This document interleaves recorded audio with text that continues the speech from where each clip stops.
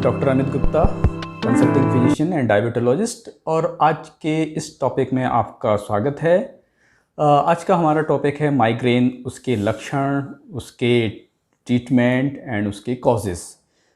दोस्तों, सबसे पहले मैं आपको बता दूं कि आप किस तरह से माइग्रेन में और कॉमन जो हेडेक होता है उसमें डिफरेंशिएट करेंगे, ताकि आपको पता चले कि किस पॉइंट ऑफ व्यू पे हमको जाना है माइग्रेन के लिए ट्रीटमेंट लेने के लिए। तो दोस्तों, सबसे पहले माइग्रेन जो होता है वो मोस्टली आधे सर का दर्द जिसे बोलते हैं उस तरह का दर्द होता है, यूनिलैटरल हेडेक। उसमें आपको बहुत ज़्यादा सीवियर पेन होगा एक ही साइड पे। आपकी आइज़ भी लाल हो सकती हैं, आपके नाक से पानी आ सकता है और आपको देखने में बहुत दिक्कत हो सकती है, जिसे फोटोफोबिया बोलते हैं, या फिर आपको लाउड साउंड से बहुत इरिटेशन हो सकता है। इस तरह के सिम्टम्स जब होते हैं ये माइग्रेन को बताते हैं। इसमें जनरली कॉमन क्या होता है कि आपको नोज़िया सेंसेशन होता है, वॉमिटिंग सेंसेशन होता है, और बहुत सारे लोगों में वॉमिटिंग होने के बाद में काफ़ी हद तक रिलीफ मिल जाता है। तो दोस्तों, ये इसके इनिशियल सिम्टम्स होते हैं, बहुत छोटे से मैंने आपको पॉइंट में बता दिए हैं सारे सिम्टम्स। तो आप नोटिस कर सकते हैं कि किस तरह का हेडेक है। दूसरा सबसे बड़ी आपको मैं बताना चाहूँगा, सबसे बड़ी प्रॉब्लम क्या होती है माइग्रेन के लिए, कि इसका कोई डायग्नोसिस के लिए कोई ब्लड टेस्ट या इन्वेस्टिगेशंस, रेडियोलॉजिकल इन्वेस्टिगेशंस नहीं होते हैं। This is the diagnosis of exclusion. Other इसका मतलब है कि जब हम सारी चीज़ें करके थक जाते हैं और बोलते हैं कि हाँ ठीक है, अभी तुम्हारा कोई रूल नहीं हो रहा है, तो हम उसको बोल सकते हैं कि हाँ ये केवल माइग्रेन ही है, सिंपल। बहुत सारे इसके वेरिएंट्स भी रहते हैं। तो दोस्तों, सबसे पहले आपको ये जानना ज़रूरी है कि इसके कॉजेज़ क्या रहते हैं। तो मोस्टली इसका कॉजेज़ थोड़ा बहुत जेनेटिकल हो सकता है, बट मोस्टली इसके प्रेसिपिटेटिंग फैक्टर होते हैं या रिस्क फैक्टर हम उनको बोल सकते हैं। हर किसी पर्सन का अपने रिस्क फैक्टर अलग होते हैं।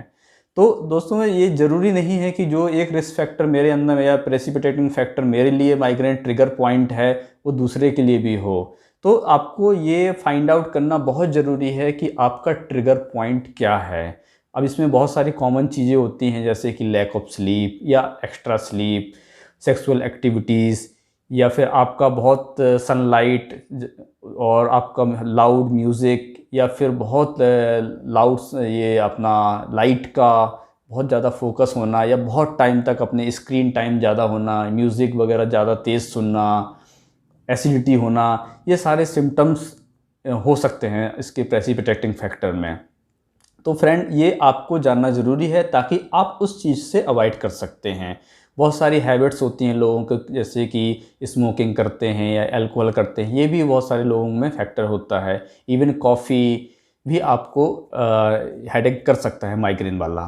तो दोस्तों, ये सारे सिम्टम्स होते हैं। आपको इन सब चीज़ों से आपको ध्यान रखना है कि ये सारे यदि आपके पॉइंट हो रहे हैं तो आप उनको धीमे धीमे करके एक नोटिस करिए। आप चाहे तो एक नोटबुक बना सकते हैं, वहाँ पर आप ये पॉइंट्स लिख सकते हैं कि क्या क्या चीज़ें मुझे अवॉइड करनी है। और यदि उसके बाद भी आपका नहीं हो पा रहा है तो आप डॉक्टर के पास दिखाइए, क्योंकि कभी कभी क्या होता है कि हम अपना घरेलू ट्रीटमेंट करते रहते हैं और कन्फ्यूज़न में रहते हैं कि ये माइग्रेन है, बट कभी कभी दूसरे कॉजेज़ होते हैं, जैसे कि आपका हो सकता है बीपी बढ़ा हुआ हो, हाइपरटेंशन के आप पेशेंट्स हों। तो उस टाइम पे आपको बहुत ध्यान रखना ज़रूरी है कि एक बार डॉक्टर से ज़रूर कंसल्ट करिए, ताकि वो बाकी चीज़ों को रूल आउट कर सकें।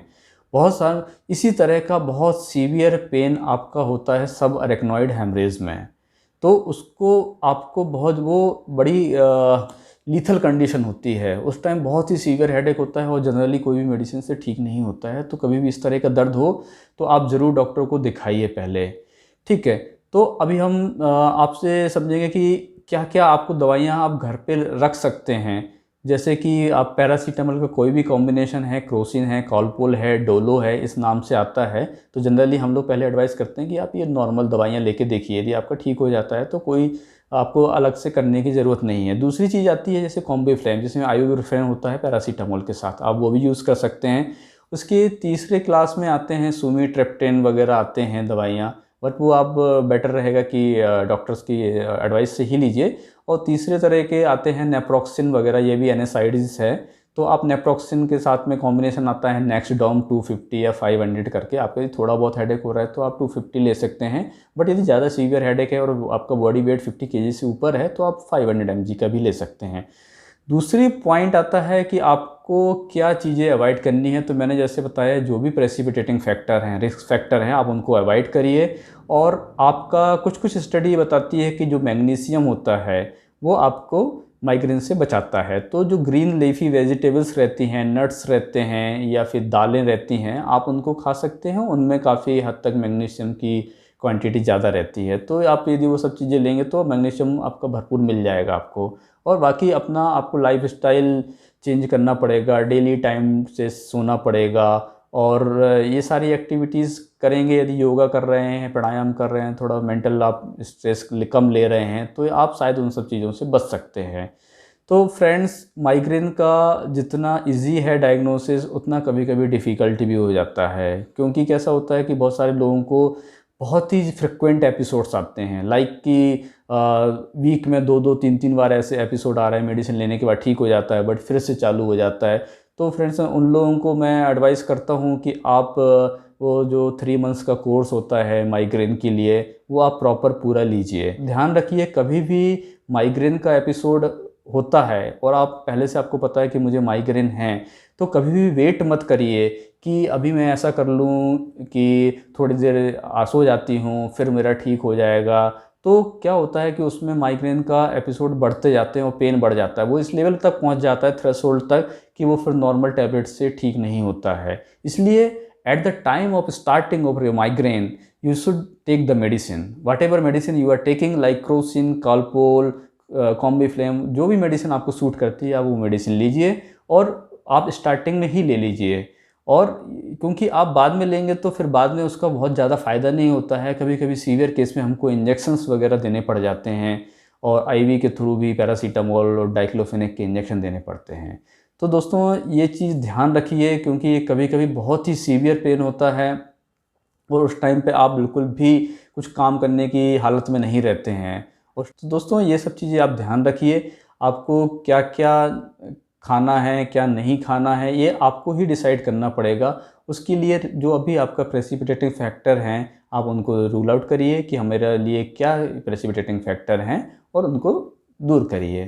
Thank you very much for watching my video, and please like and subscribe.